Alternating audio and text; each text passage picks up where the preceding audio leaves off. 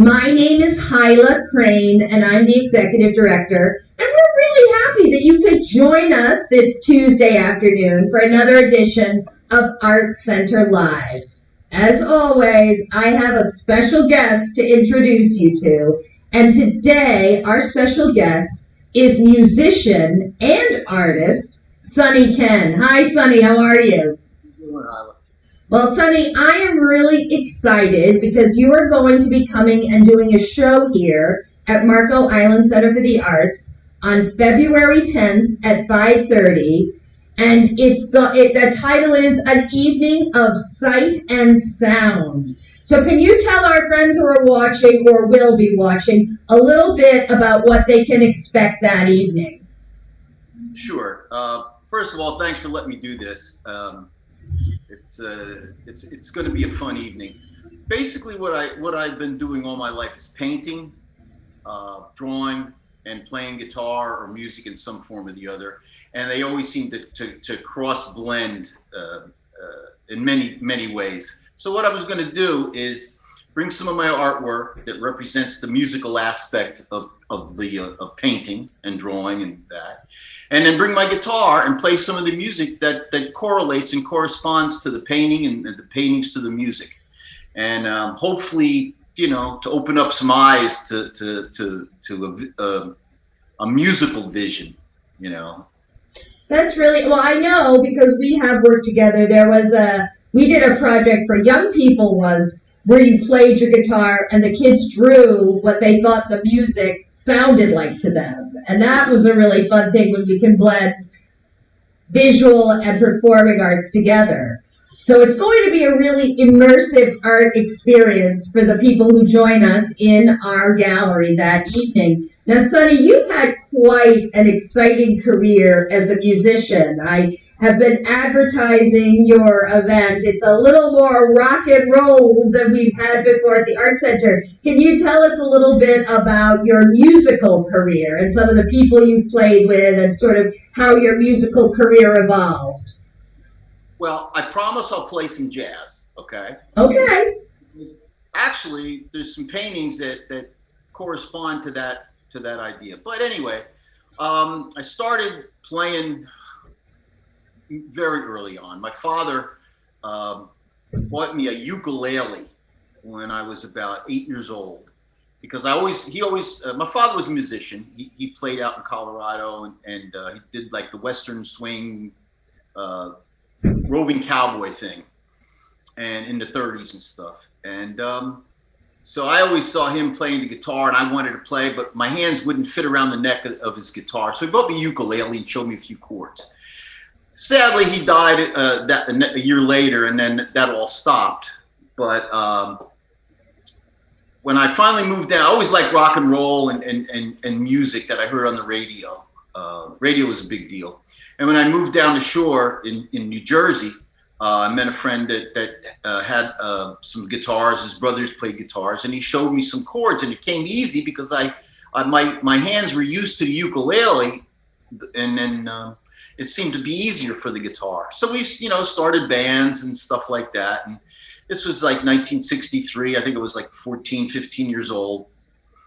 And then I really took to it because I was an only child, and it seemed like my father was gone. I didn't have any brothers or sisters, but having a band with other guys, it was like they became my surrogate family. And it gave me a place to go, a place to be, a direction and motivation to do something. So I looked for guys that were serious about it. And one of the guys turned out to be, he auditioned for us, was Vinny Lopez. He later on became drummer in Bruce's E Street Band, the first incarnation of the E Street Band. Yeah. That's impressive. Yeah. But Vinny was a great drummer because he could keep a backbeat, and we toured up and down. We were like 16, 17 years old, riding up and down the East Coast, playing in these hullabaloo clubs and stuff. There were teen dance clubs on the weekends. And you get a big education when you're away from home and you're 17 years old, riding up and down, playing rock and roll music. I'm sure that was some education. Yeah, it was good, but I was always concentrating on the music. I was. And so we became the house band in Asbury Park, and later on I found out that Bruce used to come down and listen to us, and he writes a little bit about it in his autobiography. It's give him props for that, thanks. And he when we finally broke up because of Vietnam and everybody's going off to college or doing what they were doing, Bruce knew Vinny from playing in my band, and actually Vinny asked Bruce to be a guitar player in the band that he was putting together, and that's how that whole thing happened. And then Bruce, being that he knew what he wanted, and he put that band and took it over and turned it into, made a career out of it. Obviously, a successful one. But along the way, and then Southside Johnny from the Asbury Jukes, he used to be our one of our road guys. He'd help us with the sound and stuff like that, and then me and Johnny put a blues band together and played a lot at Upstage. I don't know if people know about that story, but Upstage was one of the founding clubs, seminal clubs in Jersey, where a lot of musicians that became professional went through that. So we would play upstairs. Davey Sanchez, that plays with Sting, played with Bruce. He used to come in and jam on when he was a kid. He came in with a fellow named Carl Hughes that played flute, but he actually played drums, who was my first drummer in 8th grade. And blah blah blah. It's all interconnected like this. But it was a fun time, and my problem is I never grew out of it. I just kept playing, and so did Johnny, and obviously so did Bruce, and obviously so did Vinny. I just talked to Vinny about 3 weeks ago. Hopefully him and his wife are going to come down, because he came down last year. We ended up jamming down at the Real McCall. We have a great time. He plays snare drum, I play guitar, So I'll put that out on my website when it happens. But so we all try to keep in touch. It's amazing. I mean, that's such a great story. And you've played with some of my very favorite musicians, who I certainly followed and saw when I was younger and continue to follow. It's incredible. So I know you've got your guitar with you. Do you think you could give my friends out there a little taste? Because you have been a professional musician all this time, and I know from talking to people that while you're talking about some of these other people, you have had an amazingly distinguished career amongst them. So why don't we share a little music with our friends out there? You can hear this, right? I can hear it. Okay. I'll do a little thing, a real quick little thing. I always like combining music too. So I always like rockabilly, that kind of stuff. And I always like the blues.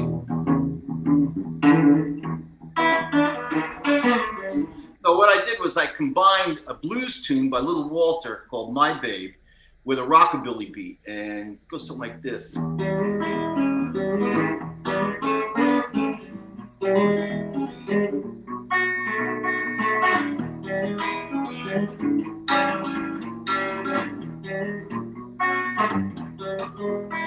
Well, my baby don't stand no cheating, my baby.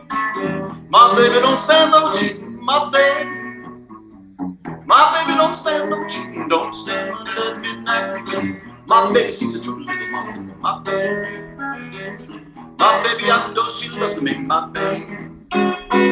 My baby, I know she loves me, my baby. My baby, I know she loves me. I don't do nothing but kiss and love me.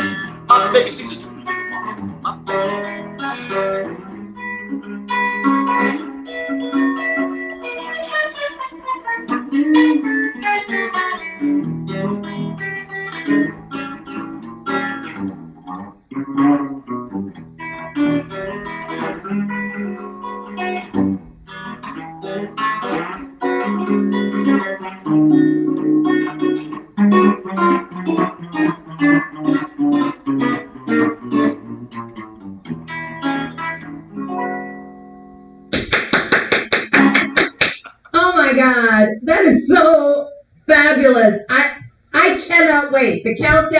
February 10th starts today for me, my friend.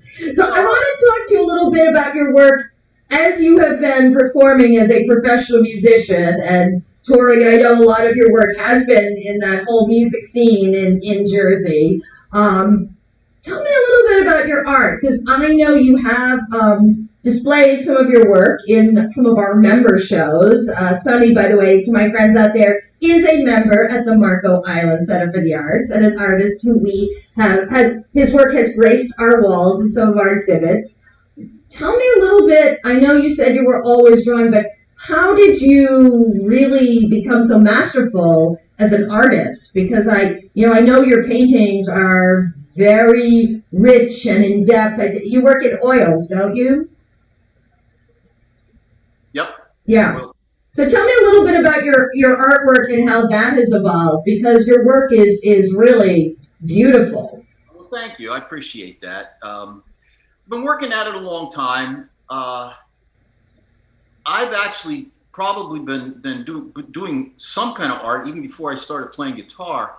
I remember my mother had this little pad next to the phone table for taking notes, and I would take the pencil and I would draw things, and then she'd go to write a note and there'd be no paper left because I was always drawing on it.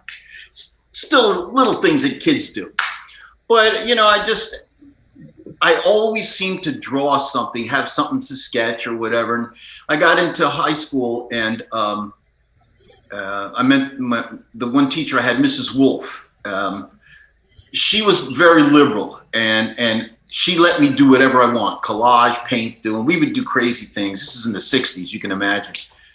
And I really got into it, and so I decided that's what I wanted to do. I thought I'd be an art teacher for a while because I figured, I don't know about this music thing. It's got a lot of work to it.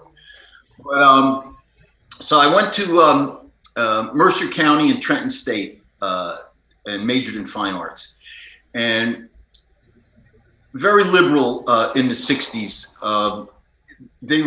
You could go in there and they were throwing paint on canvases, a la Pollock and de Kooning and stuff like that. Me, I wanted to paint more like Vermeer, And but so I went in there, and I liked abstract, and I was doing some of that. And I had this a teacher, Mel Leipzig. He's pretty well known. You can look him up on the internet. He's really a good artist, and we were having this critique final year, and I had all my paintings up there, a lot of abstract and a lot of realistic, figurative too, because I like life drawing class. And he's looking at it, and I said, "Oh boy, I blew this one, didn't I?" He's not saying a word. He's going like this. He goes, "You see that painting over there?" And that he pointed to one of the abstract paintings. He goes, "Everybody on the other side of that wall can do that. So you see that painting over there?" Went to the figurative painting from life class. He goes, "Not everybody can do that. You should do that." And that was it. So I started really honing my skills and painting a lot. I went home, was doing sketches of everything and asking people to pose for me and things. And I just kept doing it. I always had a studio in my house down. It was always like now, it's divided in two spots. I got music and I got art, and I just kept doing it. And then later on, I started selling my stuff, and we did a show in Asbury. I think it was maybe 5 years ago or so, before I came down here. Just before I came down here, I had all my stuff up, and it was similar to what you're going to see, except I was selling stuff. And I had 200 people show up. We did 2 shows, and it was sold out. And Vinny came up and he played drums with me, Vinny Lopez, and my bass player, Chris Plunkett, was there. And we put on a show and sold some paintings, and I said, "You know what? I'm going to do this." So when we moved down here, one of the reasons I moved to Marco Island was I wanted to stop. I was working a lot up there playing as a musician, and I didn't have really time to paint. And I had a studio, and it just seemed like a lot of work. You're not getting any younger. So I loved it down here. So we moved down here, and I've been concentrating on my painting a lot and playing. That's why I'm only playing one night a week over in Naples. And I've been painting during night in the afternoon and life is good, you know. As I said, I love how so much of your painting is so influenced by your art and I mean by your music. And I know one of my favorite paintings I remember when you were here before, it was circles and it was basically a way of interpreting the sounds that you would hear. Do you remember this one? Actually, it's hanging on the wall over there. Oh. It's yeah, it's called Melodic Event Horizon, and all the colors. Well, I'll show you something. See if I can get. Oh, here you go. I brought my props. I did this. Here's a color wheel, okay, and let's say all these circles represent notes on the scale. Okay. So a color with the note, so that'd be the third note of the scale. It'd be green. So all the colors on the painting, they have different sequences, and if you play them, they play this real abstract, like jazzy bop sound. I didn't know that when I painted it. I just wanted to see what it would sound like when I finished it, going by this formula. And that's what all those colors represent in that painting. And then I have another painting where you actually do the musical scales like that. And I'm just working on this new formula. It's going to be a new way of looking at the colors. So I have the flat third, the two. I wanted the 1, 3, and the 5, which is a triad in music, your basic chord. And I wanted 1, 3, and 5 to coincide with your basic triad of color, red, yellow, and blue. And then how you connect these colors to form other colors. And then once I get that down, then I'm going to make some paintings using that formula. So, you know, you got to keep the mind going. And it's what makes life fun and interesting to me. And if I can give that to anybody, if I can make their lives a little more fun and a little more interesting, a little more enjoyable, my job is done, because that's what I'm here for. That's amazing, Sonny. And we are so incredibly lucky that you're coming and doing this show for us here at the Marco Island Center for the Arts. And I want all my friends out there to go on our website and grab their tickets now, because we are selling them and we want you to be able to enjoy what is going to be a really special night here at the Art Center. Now, Sonny, I always do a wrap-up question, and for you, I'm going to ask it in a sort of bifurcated way, which is, who or what has been a major influence both first on your music? You have to name one. You can't name a ton. Who or what in your music? And then who or what in your world as an artist? What have been the people or the what that has been a major influence for you? Music, you said I can't name 10, so I'll name one. Chuck Berry. Okay. Good one. Heard him on the radio, and that was it, you know. And a lot of other ones too, but I would say him. Art-wise, probably the first abstract painting I saw in a gallery window in Newark, New Jersey in 1960. I don't know who did it. I don't know where it went. It was just, I was riding in a bus with my mom coming back from shopping, and I happened to see this thing in the window. And it just, for some reason, it was, you ever have that electric happen to you like that? Yes. That happened.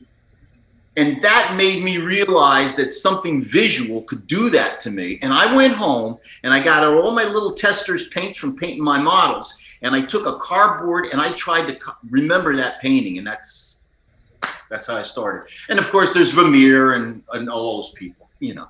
That's an incredible story. Well, Sonny, I want to thank you for taking some time this afternoon away from your painting, away from your playing, to join us for Art Center Live. And I cannot wait till you are here February 10th at 5:30 for an evening of sight and sound with Sonny Kenn.